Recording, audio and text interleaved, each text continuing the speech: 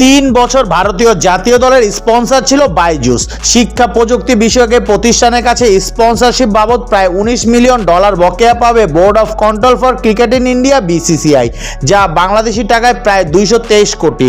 2019 সালের সেপ্টেম্বরে বাইজুসের সঙ্গে 3 বছরের চুক্তি করেছিল BCCI। এরপর 2023 সালের জুনে বাইজুসের সঙ্গে চুক্তি শেষ হওয়ার পর নতুন স্পন্সর নিয়োগ দেয় BCCI। ভারতে আয়োজিত প্রতিটি দ্বিপাক্ষিক সিরিজের ম্যাচের জন্য 4.6 কোটি রুপি দিত বাইজুস। গত বছর সেপ্টেম্বরে বাইজুসের মূল সংস্থা থিঙ্ক অ্যান্ড লার্ন প্রাইভেট লিমিটেডের বিরুদ্ধে বকেয়া অর্থের জন্য মামলা করে BCCI। শুনানির জন্য 15 নভেম্বর নির্ধারণ করা হয়েছিল। এবার সেই মামলা গ্রহণ করেছে ভারতের আদালত। অবশ্য BCCI এর সঙ্গে সমঝোতায় পৌঁছাতে চায় তারা।